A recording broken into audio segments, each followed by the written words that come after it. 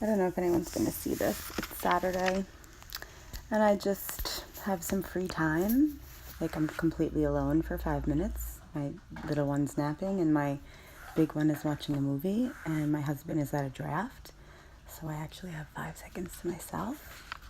And I wanted to share a good experience I had with social anxiety this weekend. And I figured, why not just do it now? So, social anxiety is, I think, it's something that a lot of people struggle with, and we probably don't all talk about it. And I think as you get older, it actually gets worse. As you don't see your friends as often, and there's no social gatherings, or things are much less frequent. Like when you're younger, you go to school, and sometimes school is really uncomfortable for a lot of adolescents and young kids because they experience social anxiety. So I thought this was just a really relevant topic, and something most people don't really talk about. So a lot of people might not go to events like parties or holiday gatherings, or they may struggle to attend work meetings, or group functions, things like that. So, this might be something that can actually be debilitating. People might not ever go to those things. For me, this is something I've struggled with, often. And not often enough, but occasionally I'll have an experience where, I'm going to meet new people, or something random is going to happen. So I'll give you the example.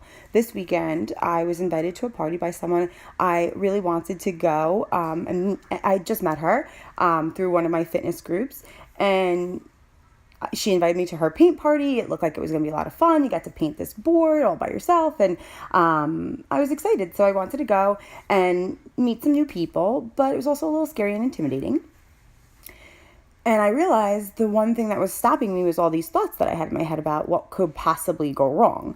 And then I realized, these thoughts are exactly what causes anxiety. So our thoughts, it's kind of like a cycle. Our thoughts affect how we feel, and our feelings cause our physical reactions, and anxiety is a very physically manifested experience, okay? So when you feel anxiety, all of a sudden you could have headaches, you could have heart palpitations, you could have tingling, you could have sweaty palms, or just sweating in general. You could, I'm trying to think of other symptoms. Head, heart, stomach. Your stomach, you get queasy, uncomfortable. It could be tight like butterflies. It might even seem similar to excitement. Sometimes they're confused a little. People don't know if they're feeling excited, and sometimes you might be feeling excited and anxious. So those would be, 3 things to really keep an eye out for if you're feeling anxiety. That would then affect how you behave, right? So now if I'm feeling uncomfortable, I might want to leave a party. I might not feel like I could go to that party. My stomach's going to hurt. Or, I'm going to have a headache. I'm never going to be able to get through it. It's going to be too loud. No, every time I go, I have a panic attack. My chest starts beating. So now then you stop yourself from going. Okay, you're telling yourself that something bad's going to happen. You might anticipate it happening. And those are your thoughts, or your thoughts could just be negative thoughts. So mine to this, so in this experience, my negative thoughts were, I don't know anybody, and it's going to be so uncomfortable. What if I don't know what to talk about? And I thought, oh my God, you don't shut up. You're going to have no problem, talking to people. But I had to address that thought and acknowledge that thought wasn't warranted. It didn't have any evidence. It wasn't true, right? I had no facts to back it up. So, have I ever had an experience where it's been awkward and I haven't been able to have a conversation? Sure, that's happened. But never to a point where I've not wanted to go back, or I've remembered it truthfully, so well. So I had to talk myself out of those negative thoughts when it came to this party, and I went and I had a wonderful time. And I ended up, I didn't shut up, I'm sure. And it was fun. I had a great time. I met some new people, and I hung out with some people that I actually knew, and I didn't realize they were all going to be there, and that was nice.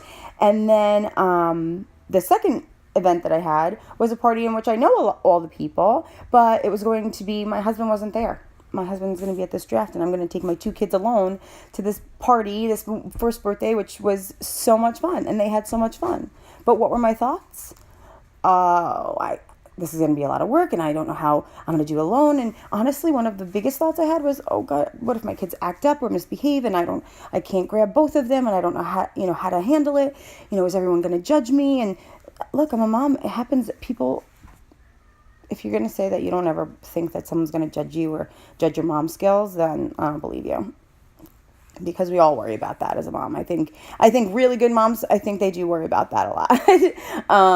So, it was a negative thought that I had, but I thought to myself, you know what? All these other people are moms. I'm sure they struggle too. They know that, right? I know that in my head that that's not true because I just told you it. So if I know that, why is that not true for me, right? So those were things that you have to ask yourself, is this fact?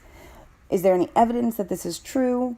Is there any alternative potential possibility or reason this might be, what I'm thinking? What would I tell someone else if they had this thought? Like, what would I tell my best friend, or what would I tell my sibling or my mom, if they were experiencing this, or they were telling me that this is how they felt.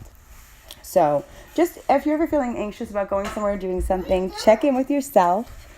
I'm on the video. Oh, so we can play a workout? Oh, yeah. We'll work out 1 minute. He gets on his iPad when I look. I'm trying to come up with this ladder. Oh. So I can Carter, we're talking about feeling anxious. Cool.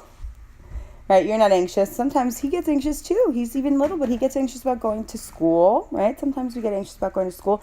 I bet you he thinks about, oh, he's not going to be home hanging out with his brother and his mom and his dad's home. His dad works from home, so, he's maybe missing out, and that's what he gets in his head. He's like, I don't want to go to school. I don't feel good. I'm like, feel fine, baby. It's probably his belly or in his head, but we talk it out, and he goes and he has a great time, and I always mention that when he gets home. So something also to keep to do with your kids is if you ever notice that they're anxious, or if they ever talk about headaches or belly aches or their heart hurting, those are some signs that maybe they're struggling with a little anxiety.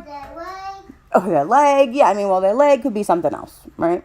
So, that's what I was at. I had a great time at both parties, and when I got to that party, my little one was a little out of hand. Sometimes he was trying to get out. He was tired, and all the moms helped me. They're all my friends. These are wonderful people, and I have to remember that in my head, and those are the things I said, and it ended up being great. Both parties were wonderful.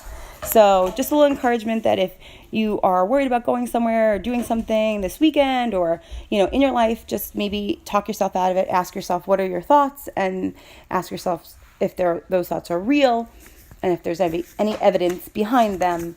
And if not, then maybe you should go anyway. Or maybe just push yourself to do it anyway. And then you'll have proof after the fact that you had a good time. Sometimes that's what happens. And if you've had a bad experience with something, know that it doesn't always happen. More than likely, it wouldn't happen again, right? If it's not the exact same circumstances. So, you have the power and control to also change certain circumstances that would make things better. What can you do? Be preventative. I was like, oh, I could think of these topics to talk about with these girls if I don't have anything else to talk about. I was like, what do I like to talk about? Oh, I love the movies and books are always something good to talk about. But in general, because people all over know or see them, and everyone's kind of got an opinion about something, right? So it's a good topic, but and it's not politics or religion or anything like that. It's kind of easy. But yeah, so that's what I was thinking of talking about. And you know what? I didn't even have to bring up any of my topics, but going in there kind of prepared that, maybe if I was uncomfortable, that's something I could talk about, made me feel good. And I do that all the time, I think. Those are like my backup plans in general. So keep them in your head. All right. And thank you for joining us on the couch today. Happy Saturday, everyone. And if you like this video and you want to hear more about tips or things to help you overcome anxiety or any other mental struggles, there'll be more videos to come. I would let you see him, but I don't know if this is going to be public, how this will work. So I don't know. All right. Have a great day, everyone. Bye. I don't know how to do this. How do I stop it?